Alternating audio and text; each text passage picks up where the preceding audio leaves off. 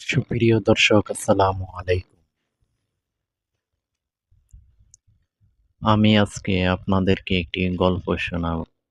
গল্পটি হলো হযরত আবু বকর রাদিয়াল্লাহু তাআলা আনহু এর সাথে ঘটে যাওয়া একটি ঘটনা। তাহলে গল্পটি এবার শুরু করা যাক।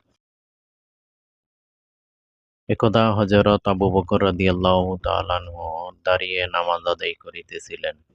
তখন তিনি নামাজের ভিতরে অজরে কাঁদতেছিলেন এবং তার দুই চোখ বেয়ে বেয়ে পানি পড়ছিল। তখন একজন সাহাবী তার সামনে উপস্থিত হলেন এবং দেখতে পাইলেন যে হযরত আবু বকর রাদিয়াল্লাহু তাআলা আনহু নামাজের ভিতরে অজরে কাঁদতেছিলেন।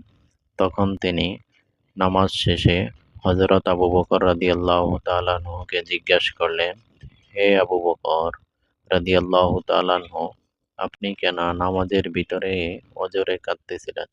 তখন হযরত আবু বকর রাদিয়াল্লাহু তাআলা আনহু বলেন, আমি নামাজের ভিতরে এই আয়াতটি পড়ে অজরে কাঁদতেছিলাম। তখন হযরত আবু বকর রাদিয়াল্লাহু তাআলা আনহু ওই সাহাবীকে আয়াতটি পড়ে শোনান।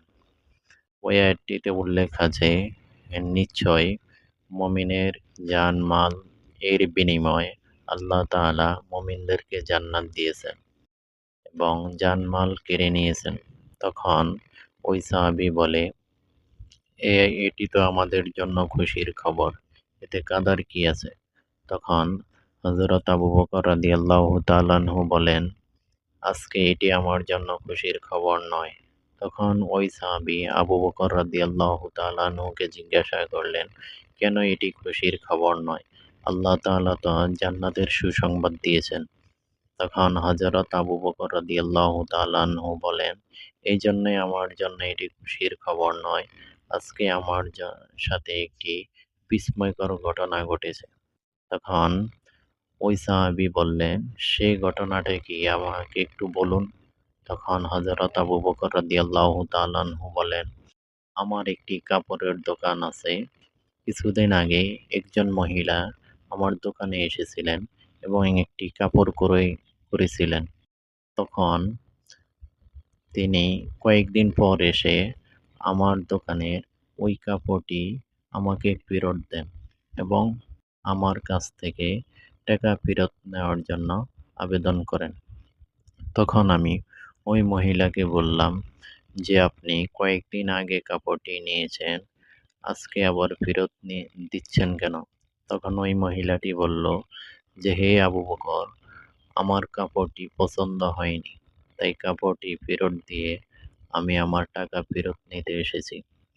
তখন হযরত আবু বকর রাদিয়াল্লাহু তাআলা আনহু বলেন, আমি নামাজে এই আয়াত পড়ে তখন ওই চিন্তায় ভাবনা করতে থাকলাম যে হাসরের ময়দানে আল্লাহ পাক রব্বুল আলামিন যদি বলেন, হে আবু বকর, তোমার রোজা, নামাজ, হজ, যাকাত এবং কোনো নেক আমল আমার পছন্দ হয়নি। এর বিনিময়ে আমি তোমাকে যে জান্নাত দিয়েছি তা আমাকে ফেরত দাও এবং তোমার নেক আমল সব নিয়ে নাও। তখন হযরত আবু বকর রাদিয়াল্লাহু তাআলা আনহু চিন্তা করলেন যে আমার তো কিছুই করার থাকবে না। এই কথা শুনে ওই সাহাবী অবাক হলেন। আল্লাহ তাআলা হযরত আবু বকর রাদিয়াল্লাহু তাআলা আনহুকে জান্নাতের সার্টিফিকেট দিয়েছিলেন এবং তারপরেও তিনি কোরআনের এই আয়াত সম্পর্কে গভীরভাবে চিন্তা করে কাঁদতেছিলেন। আল্লাহ তাআলা আমাদের সবাইকে আমল করার তৌফিক দান করুক। আমিন।